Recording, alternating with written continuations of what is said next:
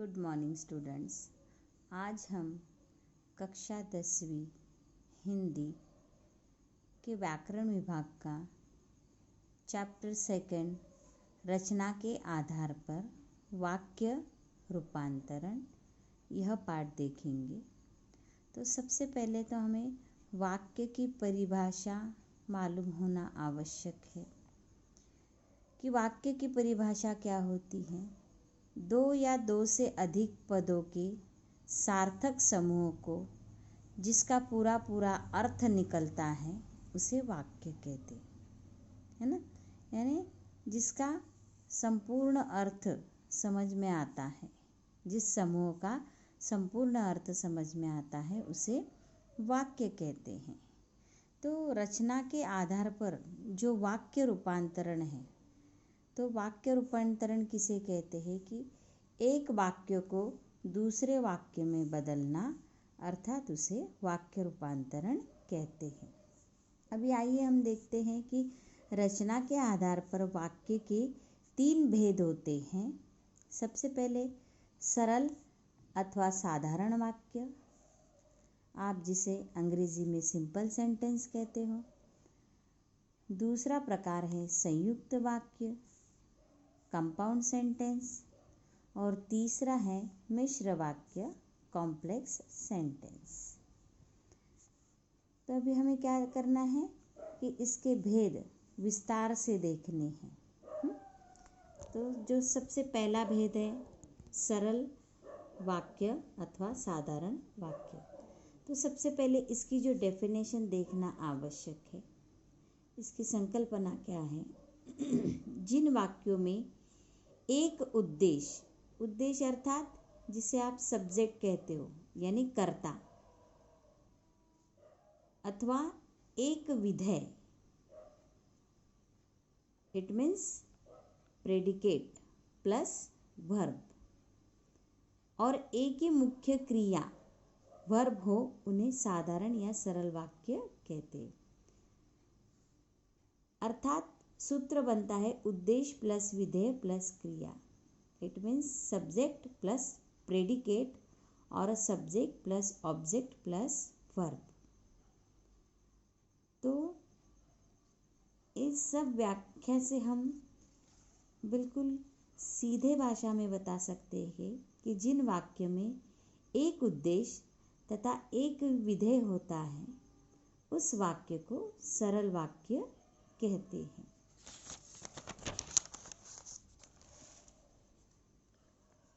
अभी उदाहरण देखो, मोहन जा रहा है, राम खा रहा है।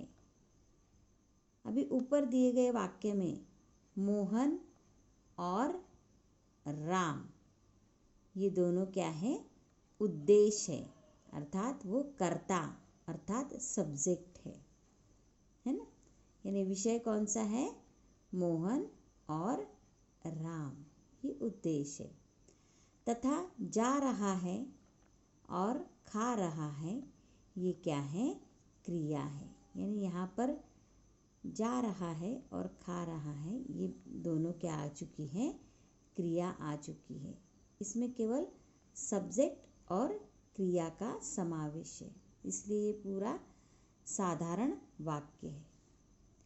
इन वाक्यों में एक ही कर्ता हो और एक ही क्रिया है, इसलिए यह सरल वाक्य है।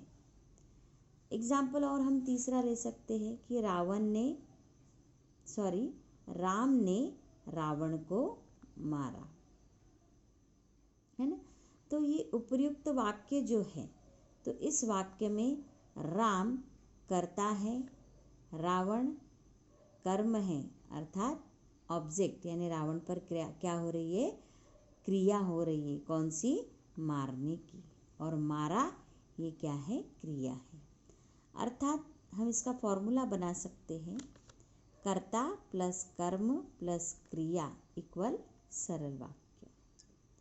अभी हमें कुछ स्पर्श पाठ्य पुस्तक से जो उदाहरण है, लेसन नंबर 2 के डायरी का एक पन्ना, पेज नंबर 74, भाषा अध्ययन में हम पढ़ते हैं। यहाँ पर दिया है के निम्नलिखित वाक्यों को सरल वाक्य में बदली। जैसे कि आपको मालूम है सरल वाक्य में एक ही उद्देश्य और एक ही विधेय होता है, उसे सरल वाक्य कहते हैं। अभी देखो ये उदाहरण, 200 आदमियों का जुलूस लाल बाजार गया और वहाँ पर गिरफ्तार हो गया। अभी यहाँ पर दो स्वतंत्र वाक्य है। 200 आदमियों का जुलूस लाल बाजार गया और दूसरा वाक्य है वहाँ पर गिरफ्तार हो गया, है ना। तो यहाँ पर 200 आदमी, ये क्या है, सब्जेक्ट आ चुका है, और का जुलूस लाल बाजार गया, ये क्या है, पूर्ण प्रेडिकेट है, विधेय है।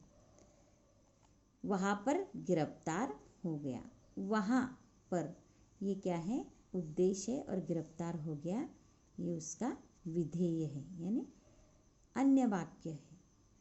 तो हमें अभी इसको क्या करना है, सरल वाक्य में बनाना है, यानी एक ही उद्देश्य चाहिए और एक ही विधेय यहाँ पर हमें चाहिए।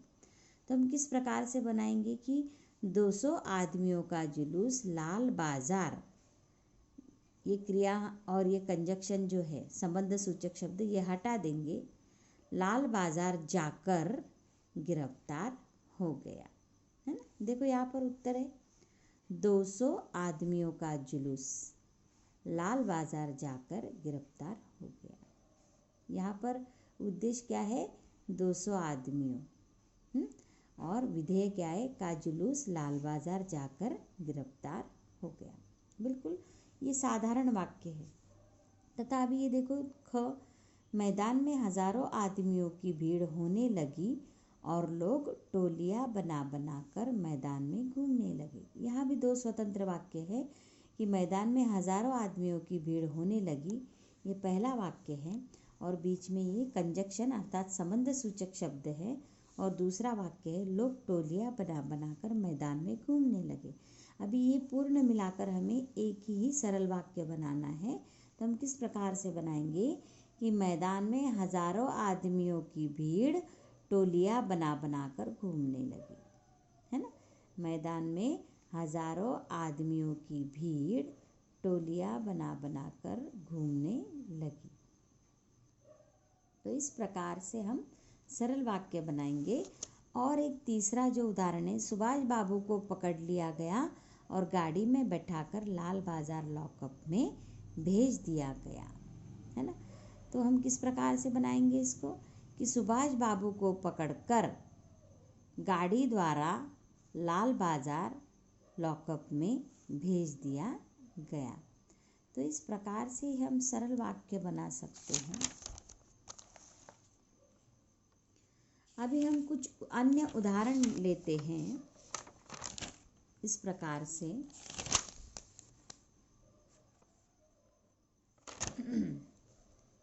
सरल वाक्य में रूपांतर कीजिए।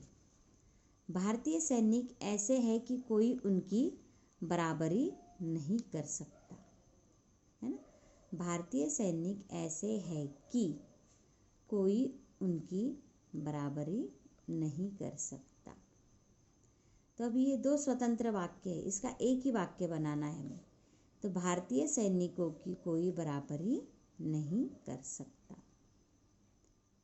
यहाँ पर भारतीय सैनिक ये क्या है, उद्देश्य है, और की कोई बराबरी नहीं कर सकता ये विधेय है। सोहन स्कूल से आया, खेलने चला गया, ये दो स्वतंत्र वाक्य है। इसको हमें सरल वाक्य में बनाना है। सोहन स्कूल से आते ही खेलने चला गया। आते ही, आने पर, आने से, तो इस प्रकार से हम क्या कर सकते, इसको सरल वाक्य में जोड़ सकते हैं।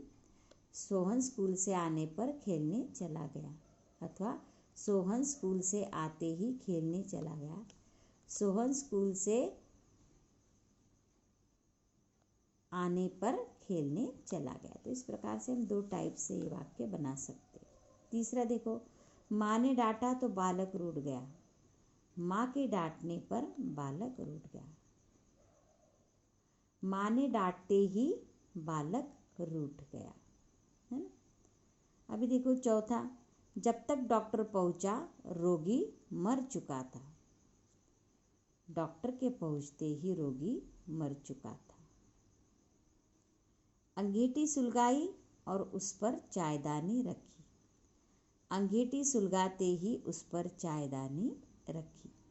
तो इस प्रकार से हम क्या कर सकते, एक ही उद्देश्य और एक ही विधेय बनाकर सरल वाक्य का निर्माण कर सकते हैं। अभी हमारा दूसरा जो प्रकार है संयुक्त वाक्य अर्थात कंपाउंड सेंटेंस। उसकी परिभाषा देखते हैं कि जहाँ दो या दो से अधिक उपवाक्य या सरल वाक्य किसी योजक यानी संबंध सूचक शब्द कंजक्शन से जुड़े होते हैं वे संयुक्त वाक्य कहलाते हैं। अभी संयोजक द्वारा जुड़े रहने पर भी प्रत्येक वाक्य स्वतंत्र होते हैं और एक दूसरे पर आश्रित नहीं रहते हैं। ये स्पेशली नोट है। जैसे योजक शब्द कौन से होते हैं? कंजक्शन और, तथा, किंतु, परंतु, अथवा, इसलिए, सो, तो इस प्रकार से इसके बीच में दो वाक्यों के बीच में इस प्रकार से योजक शब्द यानी संबंध सूचक शब्द अर्थात कंजक्शन आते हैं। उदाहरण देखो, मोहन ने अपना काम किया, ये एक पूर्ण स्वतंत्र वाक्य है ना। घर जाने लगा, ये दूसरा स्वतंत्र वाक्य है, सरल वाक्य है, परंतु इसको जोड़ने का काम और जैसे कंजक्शन यानी संबंध सूचक योजक ने किया है। जैसे मोहन ने अपना काम किया और घर जाने लगा, है ना। तो ये कहीं नज़र आ रहा है आपको? कभी सरल वाक्य नज़र आ रहा है क्या? नहीं।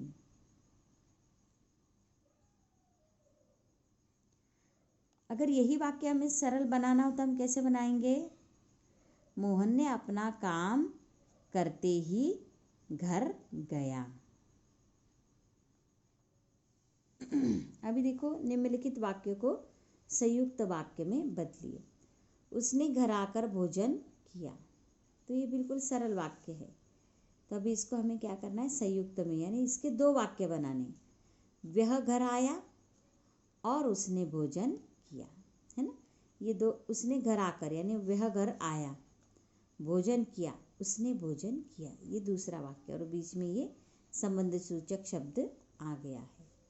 दूसरा देखो, वह फल खरीदने के लिए बाजार गया, उसे फल खरीदने थे इसलिए, अभी ये संबंध सूचक कंजक्शन आ गया, इसलिए बाजार गया, है ना। तो अगर आपको समझ में नहीं आता तो ये योजक शब्द है, ये लर्न ही कर लो। यानी संयुक्त वाक्य अगर आपको बनाना हो तो ये योजक शब्द उसको ऐड करने की कोशिश करना दो वाक्यों के बीच में। जब रात होगी तभी रोशनी होगी, रात होगी तो रोशनी होगी। यहाँ पर तो ये क्या है? संबंध सूचक। जब मैं उसके घर पहुँचा तो वह जा चुका था, मैं उसके घर पहुँचा परंतु वह जा चुका था। तो यहाँ पर परंतु क्या है? कंजक्शन है। तो इस प्रकार के हम संयुक्त वाक्य बना सकते हैं। अभी हम चलते हैं तीसरा प्रकार, मिश्र वाक्य अर्थात कॉम्प्लेक्स सेंटेंस की परिभाषा हम देखते हैं कि जिन वाक्यों की रचना एक से अधिक ऐसे उपवाक्यों से हुई हो जिनमें एक प्रधान तथा अन्य वाक्य उस पर आश्रित हो, उन्हें मिश्र वाक्य कहते हैं। इसमें वाक्य एक दूसरे पर आश्रित होते हैं। स्पेशल नोट देखो कि मिश्र वाक्य बनाने के लिए हमें दिए गए वाक्य से प्रधान वाक्य, है ना, प्रधान वाक्य यानी मेन क्लॉज जिसे आप कहते हैं, और आश्रित वाक्य अर्थात सबऑर्डिनेट क्लॉज की पहचान करना आवश्यक है। तो वो पहचान आप कैसे करोगे कि प्राय आश्रित वाक्य यानी सबऑर्डिनेट क्लॉज चूंकि, जब, जो, यदि, जिसने, जहाँ, जैसे, ऐसा आदि से आरंभ होता है ना। यानी आश्रित वाक्य का आरंभ इन समुच्चय बोधक शब्द से होता है ना। ये समुच्चय बोधक शब्दों का ये जो समूह है ना, इससे आश्रित वाक्य का आरंभ होता है और जो बचा हुआ वाक्य होता है वो प्रधान वाक्य होता है। ये ध्यान में रखिए ये नोट। देखो अभी उदाहरण, मोहन ने कहा कि वह बाजार जाएगा। अभी ये जो वाक्य है इसकी इसका जो ये वाक्य है वह बाजार जाएगा, इसकी शुरुआत किससे हुई है कि ये समुच्चय बोधक शब्द से हुई है। और यहाँ बताया है कि नहीं कि प्राय आश्रित वाक्य चूंकि, जब, जो, यदि, जिसने, जहाँ, जैसे, कि, ऐसा आदि से आरंभ होती है। तो वह बाजार जाएगा, इसकी शुरुआत किससे हुई है? की से हुई है, इसलिए वह बाजार, कि वह बाजार जाएगा ये आश्रित वाक्य है। और मोहन ने कहा ये प्रधान वाक्य है। अभी देखो, जो मेहनती होता है वही आगे बढ़ता है ना। तो यहाँ पर वही आगे बढ़ता है ये प्रधान वाक्य है, और मेहनती होता है इस वाक्य की शुरुआत जो इस समुच्चय बोधक शब्द से हुई है, इसलिए जो मेहनती होता है ये आश्रित वाक्य है, वही आगे बढ़ता है ये प्रधान वाक्य है। अभी तीसरा देखो, जब मैं खेलने गया तब बारिश हो रही थी। तो यहाँ पर बारिश हो रही थी ये प्रधान वाक्य है, और मैं खेलने गया इसकी शुरुआत जब इस समुच्चय बोधक शब्द से हुई है, इसलिए ये क्या है? आश्रित वाक्य है। तो इस प्रकार से ये बहुत ही इजी प्रकार है, बिल्कुल शॉर्टकट में आपको मैं पढ़ा रही हूँ, ज़्यादा नियम भी नहीं लेकर पढ़ा रही हूँ। ज़्यादा नियम लेकर पढ़ाएंगे तो आप कंफ्यूज हो जाएंगे। अभी देखो, मिश्र वाक्य में रूपांतर कीजिए। शीला ने एक पुस्तक मांगी और वह उसे मिल गई। ये पूर्ण कंपाउंड सेंटेंस है, संयुक्त वाक्य, इसका हमें मिश्र वाक्य बनाना है। तो शीला ने जो पुस्तक मांगी थी वह उसे मिल गई। तो यहाँ पर जो पुस्तक मांगी थी, पुस्तक ये क्या है? पुस्तक मांगी थी ये क्या है? आश्रित वाक्य है। और वह उसे मिल गई, यानी शीला को उसे मिल गई, ये क्या है? प्रधान वाक्य है। दूसरा देखो, मोहन शास्त्री जी के यहाँ हिंदी पढ़ने गया, है ना। मोहन शास्त्री जी के यहाँ हिंदी पढ़ने गया। मोहन शास्त्री जी के यहाँ गया है क्योंकि उसे हिंदी पढ़ना है। तो क्योंकि उसे हिंदी पढ़ना है ये आश्रित वाक्य है, परंतु प्रधान वाक्य क्या है? मोहन शास्त्री जी के यहाँ गया है। अभी अगला देखो, मोहन अच्छा खिलाड़ी है लेकिन फेल कभी नहीं होता। अभी ये कंपाउंड सेंटेंस है ना। इसको हमें मिश्र कॉम्प्लेक्स सेंटेंस में बनाना है कि मोहन ऐसा खिलाड़ी है जो कभी फेल नहीं होता। तो अभी जो कभी फेल नहीं होता ये आश्रित वाक्य है, और मोहन ऐसा खिलाड़ी है ये प्रधान वाक्य है। मैंने एक बहुत बीमार आदमी देखा, है ना। इसको हमें मिश्र वाक्य में बनाना है कि मैंने एक आदमी देखा जो बहुत बीमार था। तो जो बहुत बीमार था ये आश्रित वाक्य है, और मैंने एक आदमी देखा ये क्या है? प्रधान वाक्य है। अभी हमने तीनों प्रकार तो पढ़ लिए, परंतु सबसे आसान तरीका अभी हमें पता चल गया है कि सरल वाक्य किसे कहते हैं, संयुक्त वाक्य किसे कहते हैं, और मिश्र वाक्य किसे कहते हैं। तो अगर हम एक ही सेंटेंस तीन तरफ से, यानी तीनों प्रकार से करते हैं, तो हमारी कंसेप्ट अच्छी तरह से क्लियर हो जाएगी, यानी हमें अच्छी तरह से समझ में आ जाएगा। फॉर द एग्जाम्पल देखो, अभी हमें वाक्य रूपांतरण करना है इस वाक्य का। बारिश शुरू हुई, मेंढक आवाज़ करने लगे, है ना। तो इसी वाक्य को हमें सरल वाक्य में बनाना है, यानी हमें एक ही उद्देश्य चाहिए और एक ही विधेय होने चाहिए। तो बारिश होते ही मेंढक आवाज़ करने लगे, है ना। यानी बारिश ये क्या है? उद्देश्य है। बारिश और होते ही मेंढक आवाज़ करने लगे, ये क्या है? प्रेडिकेट यानी विधेय है। इसी वाक्य को हम संयुक्त वाक्य में बनाएंगे कि संयुक्त वाक्य किस प्रकार से बनाएंगे। अब बारिश शुरू हुई, मेंढक आवाज़ करने लगे। तो बारिश शुरू हुआ और मेंढक आवाज़ करने लगे, यानी यहाँ पर ये संबंध सूचक और आ गया, यानी आपकी कंसेप्ट अभी क्लियर हो रही कि संयुक्त वाक्य में हमें क्या यूज़ करना है, क्या इस्तेमाल, किसका उपयोग करना है। अब यही वाक्य मिश्र वाक्य में देखो कि बारिश शुरू हुई, मेंढक आवाज़ करने लगे। तो इसको मिश्र में कैसे बनाएंगे? जैसे ही बारिश होने लगी वैसे ही मेंढक आवाज़ करने लगे। यानी यहाँ पर बारिश होने लगी तो ये क्या है? आश्रित वाक्य है, और मेंढक आवाज़ करने लगी ये प्रधान वाक्य है। तो इस प्रकार से ये 3 वाक्य एक ही वाक्य तीनों प्रकार से हमने पढ़े, तो हमारी कंसेप्ट अभी पूर्ण रूप से हो गई है। और इस साल आपको इस प्रकार से बने बनाए वाक्य आएंगे और आपको सिर्फ ऑब्जेक्टिव में इसका सही जवाब ढूंढना है।